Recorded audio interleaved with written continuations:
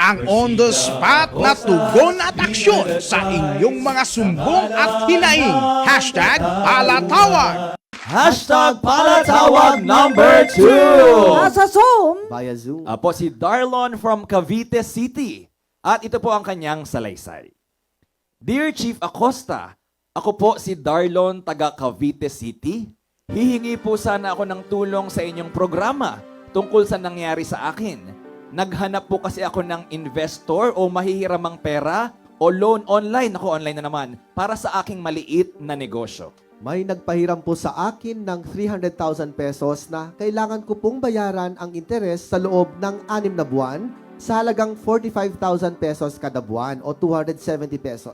Interest pa lang Yes. yan. Nagbigay po kami sa kanya ng 6 na cheque bilang requirement daw po, pero sa totoo ay in cash po namin binibigay mismo sa kanya ang 45,000 pesos kada buwan. Natapos na po namin bayaran yung 6 months na 45,000 through cash payment.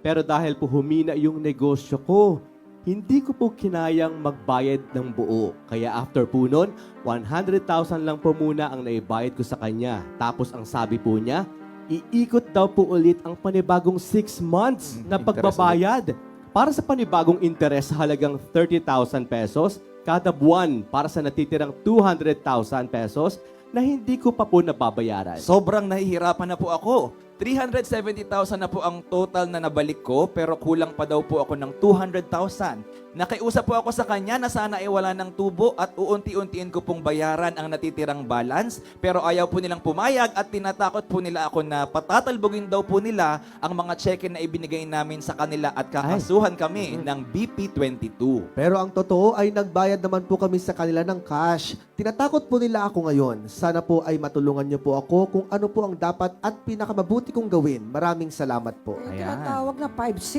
eh. Oo. Sobra-sobra na. Ibalik mo na yung kapital. Sobra-sobrang tubo pa, babayaran mo. Via Zoom din po ito, Chief. Oo nga, nandyan ba siya? Hello, Darlon. Si Magandang Darlon. hapon po, Chief. Ano bang negosyong ginawa mo?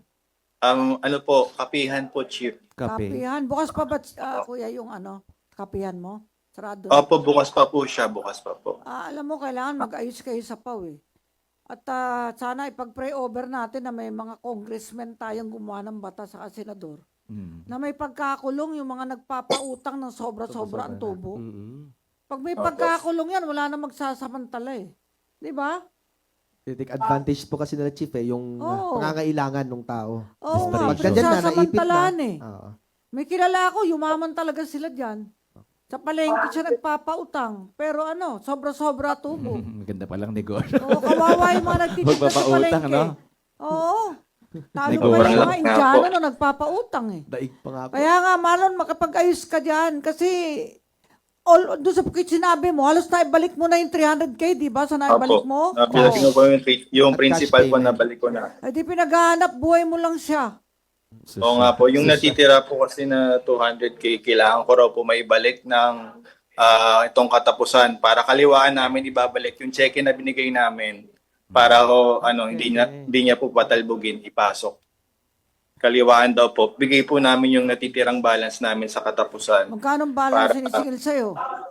Ano po, 2 months po ako na hindi ko na po kaya bayaran yung 30K na natira dun sa na interest dun sa 200. 2 months po yun, bali 60 plus yung 200K po. Grabe, 260 pa. 260K po. Yung kailangan ko ibalik nitong katapusan. Eh, magkano Pag di raw inutang po mo? namin na ibalik, 300 lang inutang mo ah. Magkano lahat na ipasok mo sa kanya? 300 lang inutang. Magkano lahat na ipasok mo? 37. 317 na po. Ayan, Di sobra 70 na yung patong. Sobra-sobra na yun. Grabe, no? Patatawag na lang ni attorney.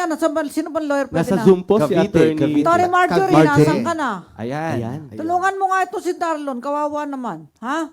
Patawag mo yung pinagkakautangan. Pagharapin mo sila. Ha?